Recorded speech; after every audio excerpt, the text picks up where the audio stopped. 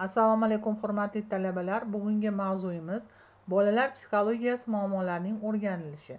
Bu mavzuda bugungi tanishadigan rejamiz Lev Semyonovich Vygotskyning madaniy tarixiy konsepsiyasidir.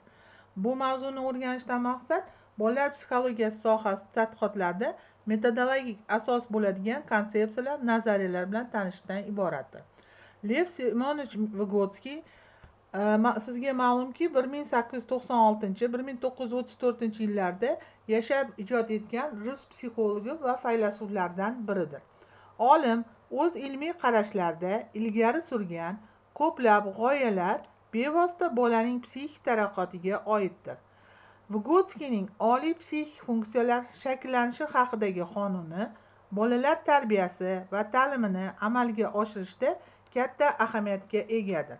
Psixolog ilmiy qiziqishlarning markazida bolaning ijtimoiy madaniy taraqqiyoti masalasi turadi. Vygotskyning izlanishlari oliy psixik funksiyalar, ya'ni ixtiyoriy xotira, ixtiyoriy diqqat, tafakkur, irodaviy harakatlarni bevosita miyaning faoliyati bilan tushuntirib bo'lmasligini, ushbu funksiyalarning mohiyatini tushunish uchun ularning ildizlarini organizmdagi tashqaridagi ijtimoiy muhitdan izlash lozimligini ko'rsatadi. Aynan Vygotskyning ilmiy qarashlari ijtimoiy muhit ahamiyatini aniqlashtirishga muhim poydevor bo'lib xizmat qiladi. Ya'ni Vygotskyning ilmiy qarashi shundan iboratki, bola tarbiyasida ijtimoiy muhitning roli qanday ekanligini isbotlab bergan. Lev Semyonovich Vygotskyning fikricha, muhit oliy psixik funksiyalarning taraqqiyot manbaidir. Muhitning taraqqiyotdagi roli o'sish, o'tish bilan o'zgarib boradi. Shuning uchun muhitni absolyut emas, nisbiy qabul qilish kerak. Insonda xulq-atvorning tug'ma shakllari mavjud bo'lmaydi. Odamning psixik taraqqiyoti faoliyatining tarixan shakllangan turlari va usullarini o'zlashtirish orqali kechadi. Miyaning morfofiziologik xususiyatlari va muloqot bola taraqqiyoti uchun sharoit sifatida xizmat qiladi.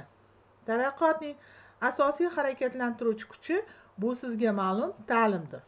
Psixolog Obuxvaning fikricha, Vygotskyning katta xizmati shundan iboratki, u bolalar psixologiyasi faniga tarixiylik tamoyilini kiritgan. Ushbu tamoyilga ko'ra, psixik hodisalar harakatdagi narsa sifatiga o'rganilishi lozim. Madaniy tarixiy konsepsiya Vygotsky tomonidan 20-asrning 20-30 yillarda ishlab chiqilgan inson psixik taraqqiyoti haqidagi nazariyadir. Konsepsiyaning asosiy mazmunini quyidagilar tashkil topgan. Mehnat qurollarini ishlatish tufayli odam tabiatdan ajralib chiqqan. Tabiatga ishlov berish uchun odam ushbu qurollardan foydalansa, o'z psixikasiga ta'sir ko'rsatish uchun u psixologik qurollarni qo'llaydi. Psixologik qurollar belgilardan iborat. Ushbu qurollar ixtiyoriy psixik funksiyalar, ixtiyoriy diqqat, ixtiyoriy xotira, mantiqiy fikrlash, irodaviy harakatlar va hokazolarni o'zida tashkil etadi. Ixtiyorsiz psixik funksiyalarni Vygotsky natural yoki tuban funksiyalar ham deb atagan. Ixtiyoriy psixik funksiyalar ijtimoiy kelib chiqishiga ega belgilar bilan vositalangan, odam tomonidan ixtiyoriy ravishda amalga oshiriladigan funksiyalardir. Ushbu funksiyalar avval boshqa odamlar bilan hamkorlik shakli sifatida paydo bo'ladi, so'ngra individuallashib boradi. Psixologik qurol belgilarini egallash interiorizatsiya jarayonida amalga oshadi. Interiorizatsiya tufayli interpsixologik munosabatlar interpsixologik turdagi munosabatlarga aylanib boradi. Bu jarayon katta odamning tarixiy taraqqiyot davomida shakllangan madaniy belgilar, vositalar yordamida ta'sir ko'rsatishi bilan boshlanadi. Keyinchalik bola atrof olamga, ya'ni o'yinchoqlarga, hayvonlarga, bolalarga, kattalarga ushbu belgilar bilan ta'sir ko'rsata boshlaydi. Shundan keyingina unda o'z-o'ziga ta'sir ko'rsatish qobiliyati shakllanadi. Bolaning quloqsizlik qilishi yoki o'quv faoliyatida orqada qolishi psixologik qurollarni o'zlashtirmaganlik natijasidir. Masalan, bola kiyim kiyishda ketma-ketlikni buzish xotirasining zaifligidan emas, balki shu jarayonni amalga oshirish uchun zarur bo'lgan psixologik qurollarning yetishmaganligidan va uni egallamaganligidan tufaylidir.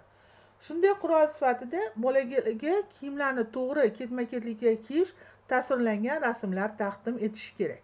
Chunki maktabgacha tarbiya yoshidagi bolalar kiyimlarni to'g'ri kiyishni o'rgatib borishimiz kerak.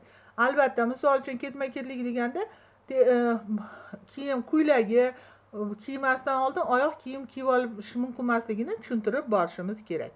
Madaniy tarixiy konsepsiyaning muhim g'oyalaridan biri rivojlanishning eng yaqin zonasi haqidagi nazariy qarashdan iborat. Rivojlanishning eng yaqin zonasi bola rivojlanishining ayni vaqtdagi darajasi bilan kelajakda erishish mumkin bo'lgan taxminiy darajasi o'rtasidagi vaqtinchalik masofadan iboratdir. Bu zonada yetilmagan, ammo yetilish jarayonida bo'lgan funksiyalar kiradi. Bolaning aktual rivojlanish darajasi uning bugungi kundagi taraqqiyot darajasini, bola rivojlanishining eng yaqin zonasi ertangi kunda bo'ladigan o'z taraqqiyotiga erishishi mumkin bo'lgan taraqqiyot darajasini ifodalaydi. Bunda biz bolaning eng yaqin zonasini bola katta odamlar yordami bilan bajara oladigan vazifalar darajasini belgilaydi. Agar bola o'zi uchun qiyin bo'lgan vazifani katta odam yordami bilan bajarsa, bu vazifa bola rivojlanishining eng yaqin zonasida joylashgan bo'ladi. Vygotskyning fikricha, psixik taraqqiyotning harakatlantiruvchi kuchi bu ta'limdir. Ta'lim psixik taraqqiyotni o'z ortidan tortadi va uni tezlashtiradi. U kutilgan natijani berishi uchun taraqqiyotdan oldin bo'lishi, ya'ni rivojlanishning eng yaqin zonasiga mo'ljal olishi lozim. Vygotsky o'z konsepsiyasida bola psixik taraqqiyotning 4 ta asosiy qonunini ta'riflab berdi. Bu qonunlar quyidagilardan iborat. Birinchisi, bola taraqqiyot ritmlarining farqlanishi. Bu qonunga ko'ra bolaning rivojlanishi o'z suratlariga ega, bu suratlar va kiritmalarga to'g'ri kelmaydi. Shuning uchun chaqaloqdagi hayotni birinchi yili o'smirlikdagi birinchi yilga teng bo'lmaydi. Ikkinchi, bola taraqqiyotdagi metamorfoza qonuni. Bu qonunga ko'ra rivojlanish sifat o'zgarishlarining zanjiridan iborat. Bola kamroq biladigan, qo'llaydigan, kamroq narsa biladigan odam emas, balki psixikasi sifat jihatdan kattalar psixikasidan farqlanuvchi mavjudotdir. Uchinchisi, bola taraqqiyotining notekislik qonuni. Bu qonunga ko'ra bola psixikasining har bir tomoni o'z taraqqiyotining optimal davriga ega bo'ladi. Har xil psixik funksiyalar notekis proporsional rivojlanadi.